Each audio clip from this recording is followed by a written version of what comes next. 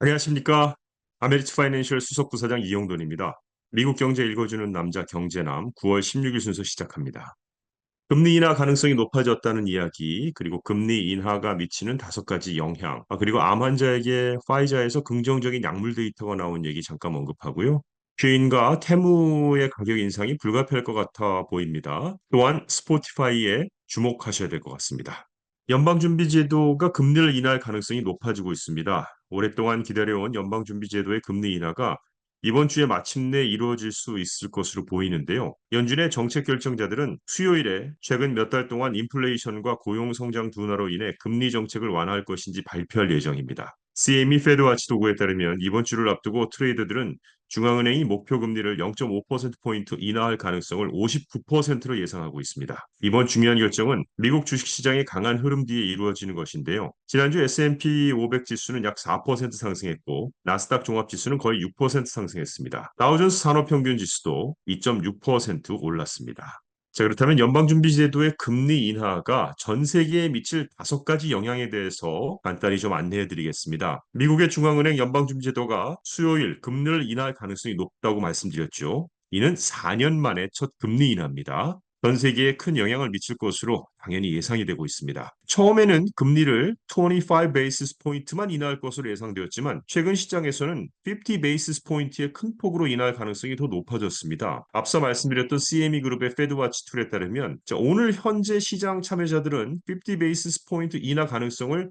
59%로 보고 있고요. 25 베이시스 포인트 인하 가능성은 41%로 보고 있습니다. 로이터 통신은 금리 인하의 폭에 대해서는 아직까지는 불확실하다 이렇게 보도를 했는데요. 또한 다가오는 미국 대선도 글로벌 투자자들과 각국의 정책 이반자들에게 복잡한 변수가 될 것으로 예상됩니다. 자, 이러한 불확실성에도 불구하고 연방준비제도의 금리 인하는 전 세계에 다음과 같은 영향을 미칠 것으로 분석되는데요. 첫째, 주요 국가들의 연쇄적인 금리 인하 가능성입니다. 연방준비제도의 금리 인하로 인해서 다른 국가들도 금리를 인하할 가능성이 높아지고 있습니다. 그러나 유럽중앙은행과 영란은행은 여전히 인플레이션에 대한 우려가 있어서 연방준비제도보다는 금리 인하 폭이 작을 것으로 예상이 됩니다.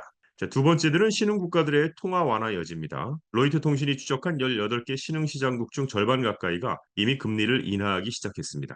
그러나 미국 대선의 불확실성이 이러한 전망에 영향을 미치고 있는 것도 사실입니다. 세 번째는 달러 강세에 대한 완화 효과입니다. 과거 4번의 금리 인하 중 3번에서 연방준비제도의 금리 인하 후 달러가 강세를 보였습니다. 그런데 이는 통화별로 차이가 있을 것으로 예상이 됩니다. 엔화와 스위스 프랑은 달러에 대한 환율이 줄어들 것으로 예상되지만 영국 파운드화와 호주 달러는 달러에 대한 큰 변화가 없을 것으로 예상됩니다. 네 번째로 주식시장 랠리에 대한 영향입니다. 연방준비제도의 금리 인하로 경제활동이 활성화되면 올해 성장 우려로 주춤했던 주식시장 랠리가 재개될 수 있습니다. 그러나 시장은 처음 인하 때는 항상 흔들리는 경향이 있죠. 자, 그리고 마지막 5번째로는 상품 시장에서 귀금속들이 빛날 때라고 보고 있습니다. 귀금속과 비금속은 연방준비제도의 금리 인하로 혜택을 볼 것으로 예상됩니다. 금리는 낮아지고 달러는 약세를 볼 것으로 예상돼서 금속을 보유하는 기회비용이 줄어들 것입니다. 또한 금은 투자 목적 수요가 대부분이므로 일반적으로 금리 인하 기간 동안 다른 금속보다는 성과가 높습니다. 자, 오늘 주식시장 좀 보겠습니다. 금리 인하를 크게 인하할 것으로 예상되면서 오늘 혼조세로 출발했습니다. 오늘 월요일 아침 일찍 기준으로 해서는 S&P 500 지수는 전일과 비슷한데 조금 떨어졌고요. 나스닥도 약간 하락했고 다우존스 산업평균 지수가 0.3% 상승한 모습을 지금 그래프상에 보이고 있고요. 소형주 중심의 러셀 2000 지수는 상승했습니다. 10년물 국채 수익률은 하락했고 정책에 민감한 2년물 국채 수익률은 2022년 9월 이후로 최저치를 기록했습니다. 달러는 거의 변하지 않았고요. 일본 엔화는 상승했고요.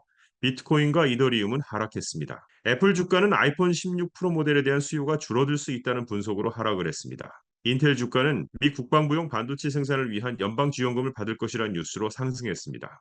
그리고 이번 주 S&P 500 지수는 새로운 사상 최고치를 기록할 것으로 예상이 됩니다. 사실 지난주 S&P 500과 나스닥 지수가 올해 최고의 주로 마감을 했기 때문에 더욱 그런데요. 연준은 금리를 인하할 것으로 예상되고 있고요. 현재 기준금리는 5.25%에서 5.5%입니다.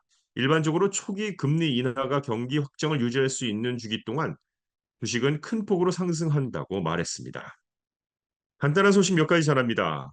암 환자에게 흔히 발생하는 질환을 치료하는 파이자의 약물이 주말 동안 큰 진전을 이뤘습니다. 파이자는 폰세그로맙이라는 치료제에 대한 긍정적인 임상시험 데이터를 발표했으며 이 약물은 암흑액질을 특정하게 치료하는 최초의 승인 약물이 될 수 있습니다. 생명을 위협하는 질환은 암 환자들의 식욕과 체중을 잃게 만들며 전 세계적으로 약 900만 명이 영향을 받고 있는데요. 화이자는 치료를 받은 환자들이 체중과 신체 기능, 삶의 질에서 개선을 보였다고 밝혔습니다. 쉬인과 테무가 쇼핑 가격이 인상될 것으로 보입니다. 쉬인과 테무 쇼핑객들에게 가격 인상이 다가올 수 있다는 데는 바이든 행정부에서 두 인기 있는 중국 연계 온라인 소매 업체가 수입 관세를 최소화하기 위해 사용해온 관세법의 허점을 줄이기 위한 규정을 제안했기 때문입니다. 지난해 이들 회사를 조사한 공화당 다수가 소속된 하원 중국 공산당 특별위원회 대변인에 따르면 이른바 미소량 수입품 면세 규정 이게 변경이 되면 쉬인과 테무의 가격이 20% 인상될 수 있다고 추산했습니다. 두 회사는 저렴한 가격이 허점에 의존하지 않는다고 밝혔고요. 쉬인은 미소량 수입품 면세 규정 계획을 지지한다라고 말했습니다. 세계적으로 큰 규모의 음악 스트리밍 서비스를 제공하는 곳은 여러 곳이 있습니다. 애플 뮤직, 아마존 뮤직, 유튜브 뮤직, 데이저, 판도라. 그런데 그 가운데에서 가장 큰 게 스포티파이죠. 스포티파이는 정확히 무슨 일을 하냐? 일단 음악 스트리밍과 팟캐스트, 개인 맞춤형 추천을 해주며 아티스트와 연결까지 해줍니다.